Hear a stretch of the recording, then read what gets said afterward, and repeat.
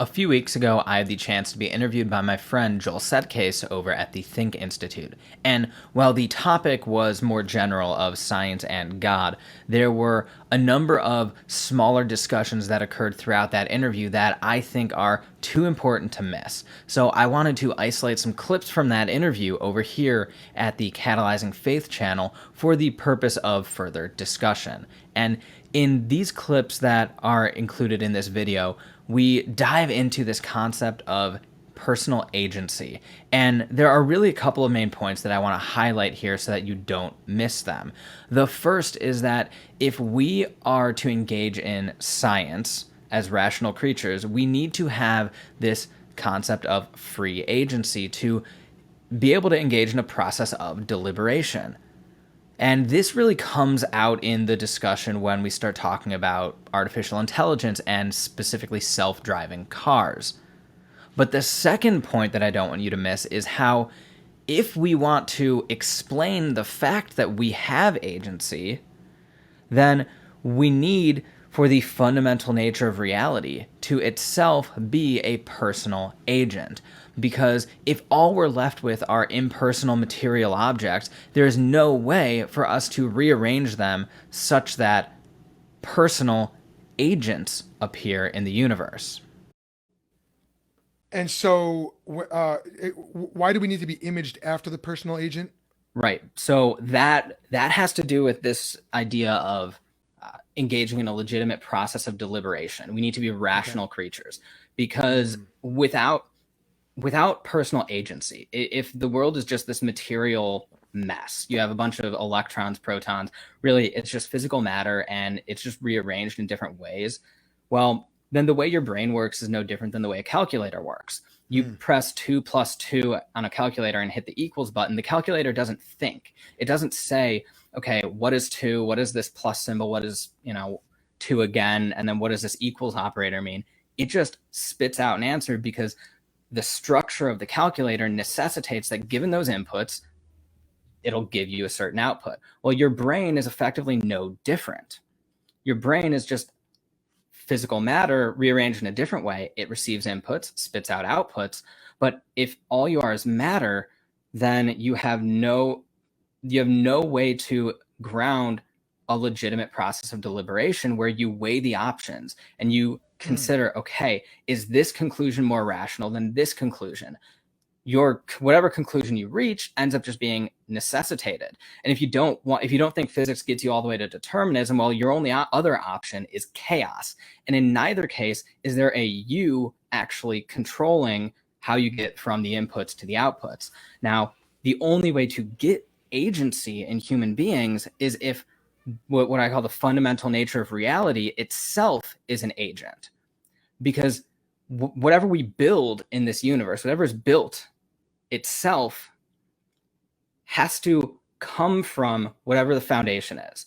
And agency is not the type of thing that you can get from non-agency. Now, how do you know that agency can't arrive from non-agency, or are you just taking that as a axiomatic principle, a starting point? You could take it as axiomatic. You could also take it sort of evidentially. I mean, anything we build is going to be any attempt at sort of artificial intelligence that we build, it's all comes down to the programming. There's no agent behind it controlling it. It's just a computer program. So by rearranging matter, I guess you could put it one way, the unanimous, the evidence from our experiences is unanimous that rearranging physical matter does not give you agency. So if you want to claim that rearranging physical matter will bring you agency from an evidential perspective, you have to provide something. Now, some people will go and say, well, science can't do this yet. Science, that is I love that. I love that's that. a Talk I about mean, blind faith. Sorry, go well, on. you're right. It's a naturalism of the gaps fallacy. They talk about God of the gaps fallacies all the time. They on the other side of this. But really, anytime someone says, "Well, science hasn't explained this yet," it's a naturalism of the gaps fallacy. It's assuming that it's something science can explain. But when all evidence suggests that merely rearranging matter just produces something akin to a calculator where there's no personal agency, that seems like a pretty unwarranted assumption.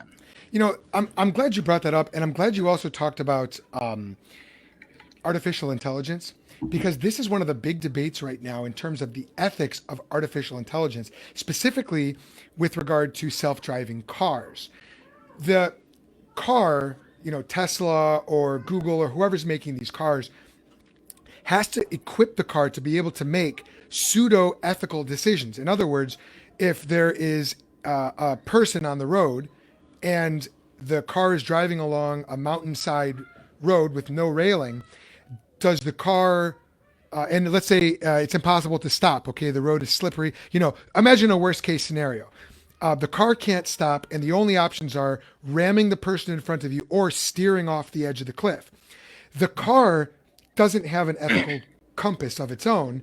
All it can do is whatever it was programmed by its engineers and whoever's putting that data into it, those counterfactuals into it.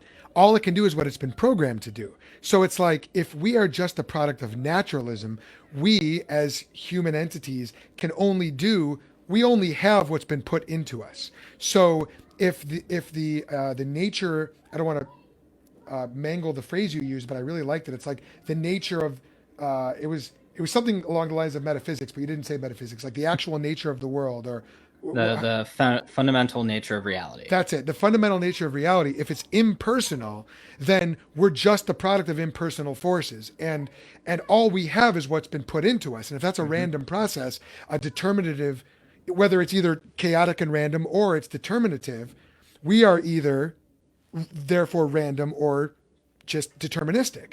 There is no actual agency there because there's no agency that went into our makeup, right? There's no agency that could input agency into us. Is that sort of a fair Yeah. restatement of what you're saying?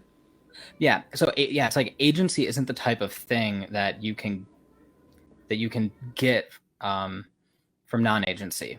Now, think of it. The example I've used before is, it's like all we have is red bricks. Agency is a blue wall. It doesn't matter how you rearrange the red bricks, you will never get a blue wall. That's good. That's just not going to happen. That's good. And that's where, when it seems to be that agency is that type of thing. And from an evidential standpoint, I don't need to have anything approaching 100% certainty of this. So for someone to come up and tell me, well, how do you know for sure that there's no way to get agency from non-agency? I'll say, look, everything we've done before, everything we've done to rearrange matter has failed to produce agency.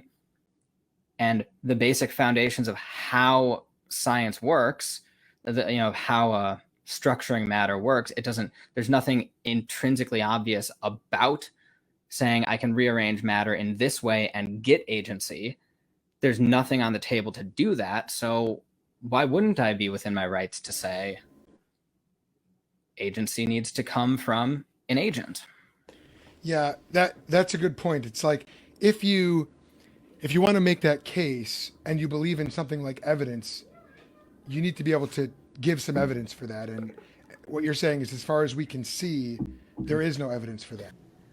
I hope you enjoyed that discussion. I know it covered a lot of ground, but I think it's really important for us to understand the concepts that we addressed. So if you want to dig deeper than we were able to in just those couple of clips, I encourage you to check out the full interview over at the Think Institute, and I've included a link in the description below so you could easily access it. So click on the link, watch the full interview, and while you're there, consider subscribing to the Think Institute in addition to subscribing here at Catalyzing Faith.